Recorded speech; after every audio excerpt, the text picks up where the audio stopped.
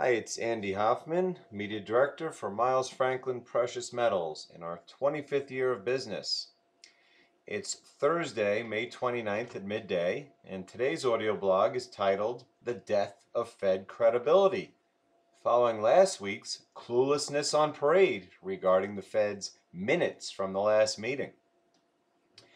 As I noted in today's article, to be out soon, the greatest manipulated disconnect in financial history, the powers that be are now in an all-out desperation mode.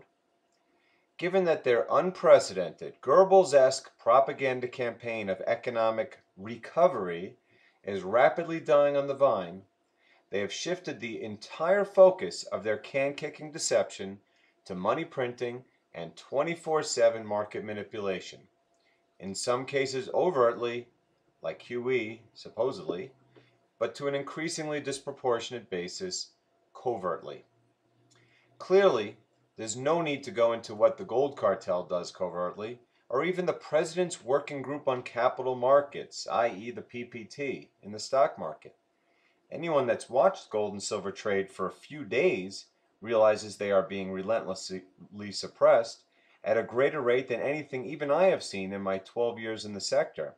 Heck, a Barclays trader was just fined last week for deliberately causing a waterfall decline on one particular day in 2012. You know, the kind we see every single day at the exact same type of day. And watching the Dow Jones propaganda average, as I call it, get elevated with the same algorithms day after day, it's pretty difficult not to see it in the stock market. However, what people don't see is what the Fed is really doing behind the scenes, be it issuing secret loans, executing off-balance sheet currency swaps, or plain and simple, utilizing far more QE than they publicly state. To wit, I proved the Fed was printing nearly twice as much as they said in the second half of 2013, in proof of the tapering mirage. And with Belgium suddenly becoming one of the world's largest treasury holders, with funds representing a ridiculous 80% of their GDP output, it couldn't be clearer what they have done since the taper officially started at year end. That said, 2 weeks ago, I published 2.6% Nuff Said to describe how clearly the Fed was now doing everything in its power to prevent rates from falling too rapidly, so as to prevent the credibility of their relentless recovery propaganda from being impugned. In fact, I followed that up with the most damning evidence yet of QE failure, just before the benchmark 10-year rate not only broke 10-month support at 2.6%, which was created shortly after last year's taper talk publicity stunt commenced, but 2.5% a week later, and nearly 2.4% as I speak this morning. You know, after 1Q GDP was revised lower from plus 0.1% to minus 1.0% this morning, well below estimates of a 0.5% decline. And not only that, but a full percentage point of such growth was catalyzed by non-productive pre-Obamacare spending, and the historically low 1.3% inflation deflator starkly contrasted a 20% increase in the BLS foodstuffs index this quarter and a 5% increase in average gasoline prices. And as I've noted before, most of those food price increases were held back by companies, and now that companies like Landry's Restaurants and Safeway, among others, have said it's time to pass these through, we're going to see even higher food prices going forward. And don't forget, you know, I've written at length about the shale gas, about how I'm not sure about how it actually works, but from my 10 years time in the oil business in 95 to 2005, I saw many of next great thing that's going to save America.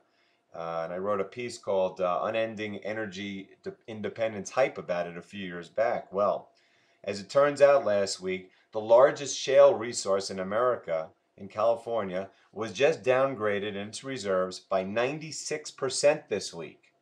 And then in a follow-up article, I read of how the depletion is so strong that the companies that are still in the sector are massively increasing their debt to keep up with the drilling required just to maintain production. In other words, it's looking a lot to me like ethanol, tar sands, the Austin chalk, and all the other hyped things that were supposedly going to cause energy prices to collapse. And by the way, have energy prices collapsed? I don't know. $103 oil doesn't look like it to me. In other words, the US economy is collapsing. And by now, even the most jaded MSM or Wall Street apologist is starting to realize the weather is not the reason. As not only did I prove this in an article titled Mother Nature Has Had Enough, but the amount of emerging data points depicting economic weakness in non-weather affected areas is becoming too large to ignore. Thus, no matter how many fraudulent diffusion indices the government purports to depict recovery, or better than expected durable goods orders due solely to government defense spending, the entire world is rapidly realizing the reality of the U.S. economic situation, just as it is in China, Japan, the BRICS, and Europe, among others. Heck, in China alone, the yuan hit a new two-year low yesterday, while the president of its largest property developer noted that, quote, the golden era for Chinese property market has passed, as bad loans hit a new five-year high. In Japan this morning, an astounding 14% retail sales plunge was reported for April. That is its biggest drop ever and the biggest since the actual tsunami hit 2 years ago. In The Japanese Noose is Tightening, I warned of what the suicidal national sales tax increase would engender, and in last week's Biggest Lie in Financial History, wrote of how Japan's first quarter GDP growth couldn't have been less representative of what's really going on there. In Europe, the ECB is expected to reduce rates to zero or perhaps lower next Thursday and possibly even initiate a new QE program to fight the same mythical deflation that exists in the minds of Shinzo Abe, Janet Yellen, and other world-destroying central bankers. Throw in last weekend's extremely strong showing from anti-Euro parties in the European parliamentary election, following the previous week's landslide sweep of the pro-fiat currency Congress Party in India, and it becomes crystal clear just how close Europe and many other parts of the world are to the next crisis, which, in my view, will inevitably yield the breakup of the ill-begotten, ill-fated euro, and with it unprecedented political, economic, and social chaos. To that end, I'll close with the topic of today's article, soon to be published, The Greatest Manipulated Disconnect in Financial History. In other words, the greatest suppression of gold and silver prices has now been joined by equally unprecedented support, both directly and indirectly, of favored assets like stocks and bonds. To wit, never before have stock valuations, leverage, and complacency been so grossly dissociated with underlying fundamentals on a quantitative basis, and for that matter, never have such assets been so highly concentrated in the hands of the few. Unlike the historic Fed-created stock bubble of 1999 and real estate bubble of 2007, retail participation, that is, the 99%, is largely absent from the scene.